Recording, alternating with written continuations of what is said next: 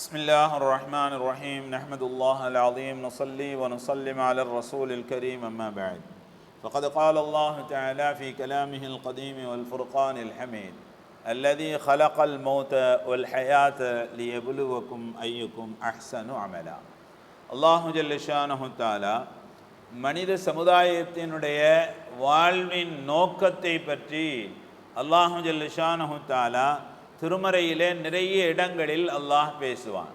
எதற்காக வேண்டி உங்களுக்கு வாழ்வையும் ஹயாத்தையும் மௌத்தையும் எதற்காக வேண்டி நாம் படைத்திருக்கிறோம் என்று அல்லாஹ் பேசக்கூடிய வசனங்களில் சூரத்துல் முல்க் என்று சொல்லக்கூடிய அந்த சூராவினுடைய முதல் பகுதியிலே முதல் பக்கத்திலே அல்லாஹ் பேசுவான், அல்லதி ஹலக்கல் மௌத வல் ஹயாத லியப்லுவக்கும் அய்யுக்கும் அஹ்ஸனு அமலா.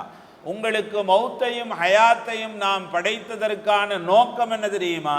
உங்களிலே யார் அழகான முறையிலே அமல் செய்யக்கூடியவர்கள், செயல்களில் உங்களால் யார் அழகான செயலை செய்யக்கூடியவர்கள் என்பதை பார்ப்பதற்காக வேண்டிய நாம் ஹயாத்தை மௌத்தை நாம் படைத்திருக்கிறோம் என்று அல்லாஹ் பேசுவார். அப்போ அழகிய அமல், அழகான அமல், அல்லாஹ் பொருந்தி கொள்ளக்கூடிய அமல், நாம் செய்யக்கூடிய அமல்கள் இருக்கிறதே, அந்த அமல்களுக்கு அல்லாஹ் வழங்கக்கூடிய கூலி இருக்கிறது பாருங்கள், அது சுவனத்தினுடைய நம்முடைய கற்பனைகளுக்கெல்லாம் அப்பாற்பட்ட மிகப்பெரிய வெகுமதியை அல்லாஹ் தருவான். மாத்திரமல்லாமல் அல்லாஹ்வினுடைய பொருத்தத்தையும் அந்த அமல்கள் பெற்று தருகிறது. நாம் செய்யக்கூடிய அழகான அமல்கள் சுவனத்தை பெற்று தருவது மாத்திரமல்ல, அல்லாஹ்வினுடைய பொருத்தத்தையும் பெற்று தருகிறது. எனவே நாம் செய்யக்கூடிய அமல்கள் பெற்றுத்தரக்கூடிய இந்த மிகப்பெரிய அந்த சவாபுகள் இருக்கிறதே, அது நம்முடைய கற்பனைகளுக்கெல்லாம் அப்பாற்பட்டது. எனவே நாம் செய்யக்கூடிய அமல்களை பாதுகாப்பதும் நம்முடைய பொறுப்பாக இருக்கிறது. அமல் செய்தது பெருசல்ல, அமல் செய்ததற்கு பிறகு அந்த அமல்களை பாதுகாக்க வேண்டும். ஏனென்று சொன்னால் அதற்காக வேண்டி அல்லாஹ் நமக்கு தரக்கூடிய வெகுமதிகள் இருக்கிறதே அலாதியானது, மிகச் சிறந்தது. அப்போ அமல்களை, நாம் செய்த அமல்களை நாம் பாதுகாக்க வேண்டும். நம்முடைய அமல்களுக்கு நிறைய பாதிப்புகள் இருக்கிறது. நாம் செய்யக்கூடிய அமல்களுக்கு பிறகு நம் மீது 2 கடமைகள் இருக்கிறது. முதல் கடமை என்ன தெரியுமா? நாம் செய்த அமல்களை அல்லாஹ்விடத்திலே அங்கீகாரத்தை பெறுவது, கபூலியத்தை பெறுவது.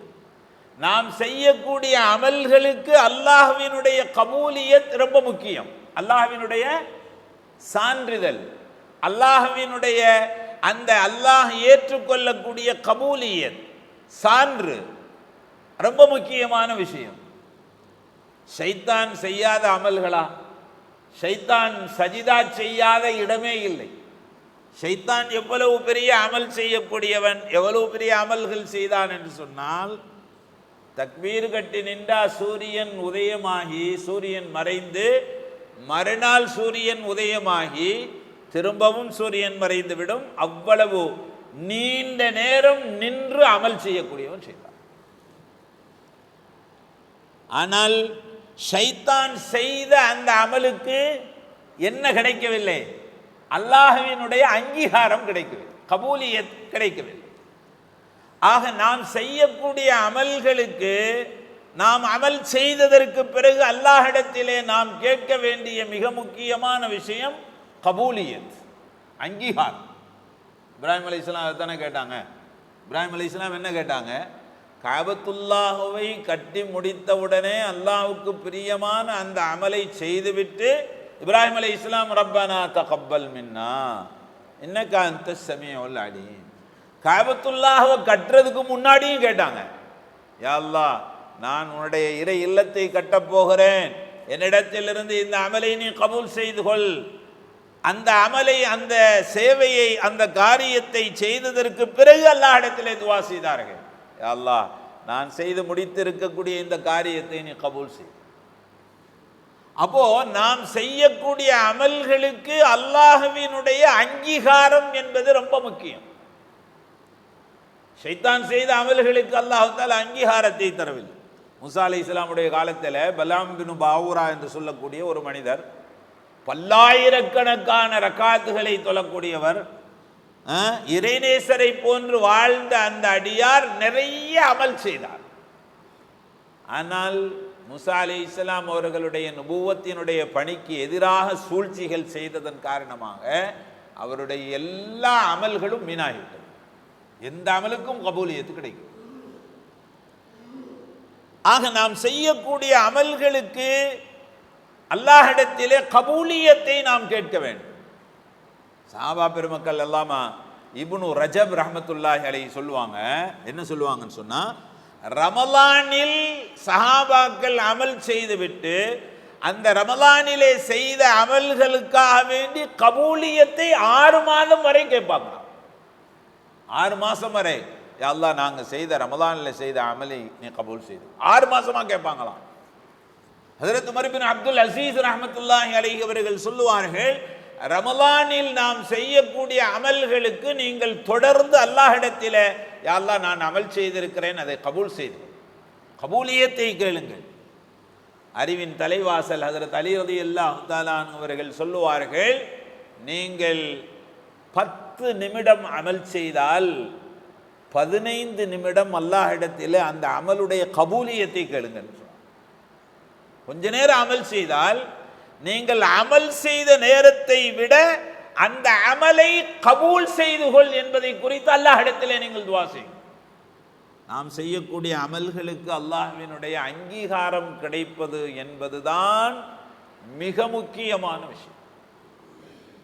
2 காரியம். முதல்ல அமலுக்கு கபூலியத்தை கேட்க வேண்டும்.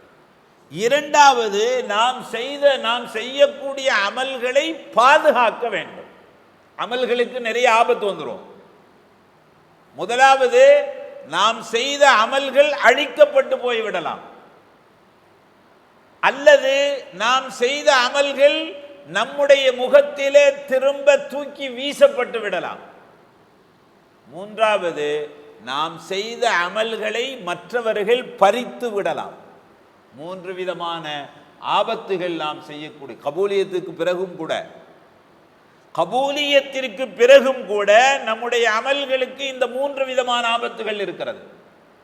முதலாவது ஆபத், நம்முடைய அமல்கள் அழிக்கப்பட்டு போய்விடலாம்.